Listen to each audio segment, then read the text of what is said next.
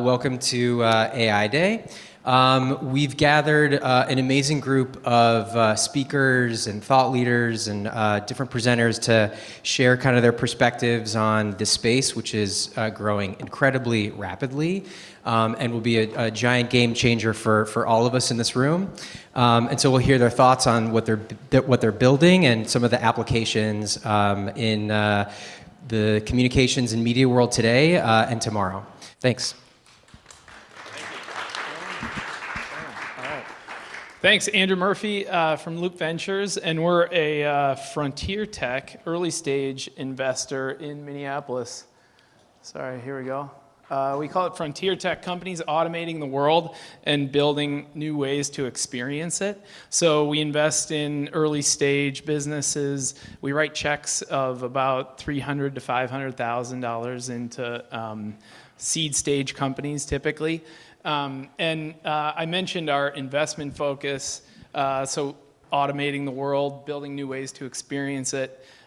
We see a lot of companies that use the term AI to describe what they're doing, and we've sort of built a framework to explain or to think about what that means and what they're actually doing, where they fit into our framework. I'll show you here kind of what we look at this continuum, and I thought I'd just go through the continuum quickly and give you an example of a company in each space that we've either invested in or we think is doing something that's working, representative of what's working in AI today, not in 5 years or 10 years, kind of how we all think of the promised land for AI.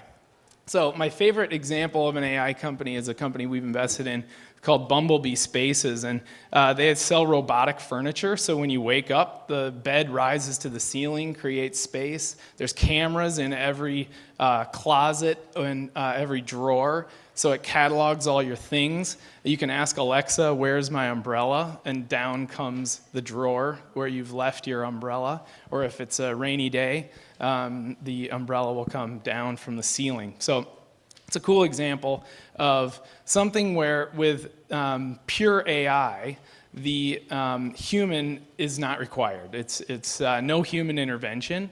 And I would say there's very few examples that we see in the pure AI category. Far more examples, and I think you're going to see a few of them later today, in this human-in-the-loop AI category. But I would underscore that I think very few jobs are suitable for pure AI. More tasks or responsibilities. We're not seeing pure AI companies that are fully replacing human work. In fact, I read just the other day the CEO of DHL was commenting on their holiday quarter and mentioned that they saw a 25% improvement in productivity from their human workers. They were able to hire fewer workers, but it was about equipping and enabling the human workers at DHL with automation technology that he cited was the source of that 25% improvement. So with the pure AI category, we're seeing very little that pure AI can replace, and a lot more in this human-in-the-loop category. So an example here is a company we've invested in called Spruce Labs, and they sell a Wi-Fi based platform for retailers.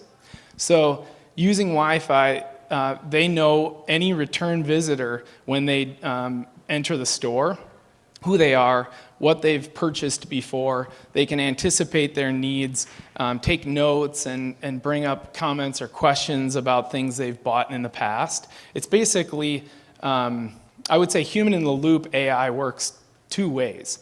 The first is essentially supporting a human with automation, or vice versa, a human overseeing an AI. The human would oversee the AI, for example, in the case of a doctor, overseeing a medical imaging screening AI, where the AI can screen images way more than the doctor could personally.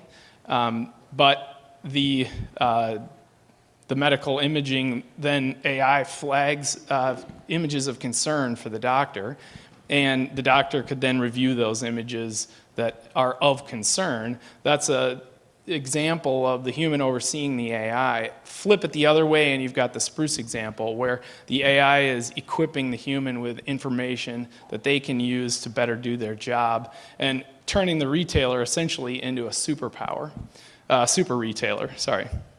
So the human as AI category is something that we're seeing a lot more work being done in, and human as AI is basically treating a human like a robot. There's no true, pure automation at play here, but you're giving a human a set of instructions to treat them as a robot.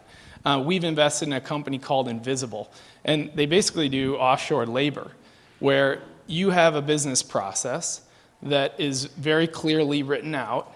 You buy hours or minutes, and they find people to execute that business process. But from the customer's standpoint, it feels just like automation because you submit a task or a business process to be executed into the system, and they get it done.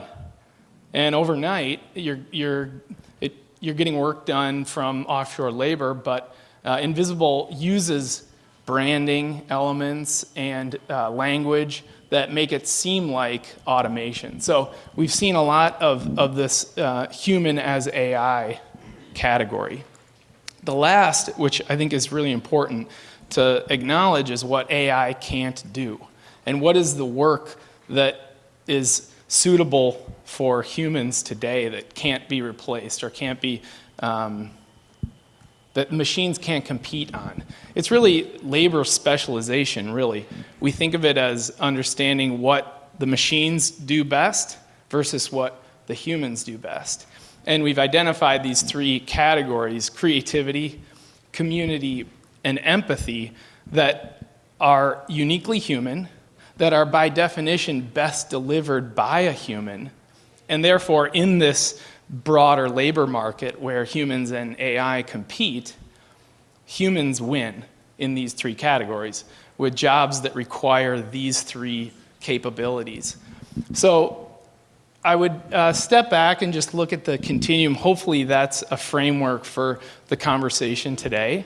Happy to take any questions that you might have on the continuum, or hope the conversation kind of continues with these different buckets of AI in mind, because I think it's important to separate, again, the companies that refer to themselves as AI companies.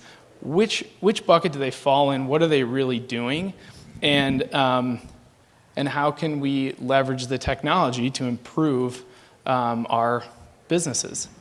So thanks for having me, and I'm excited to join the conversation today. Appreciate it.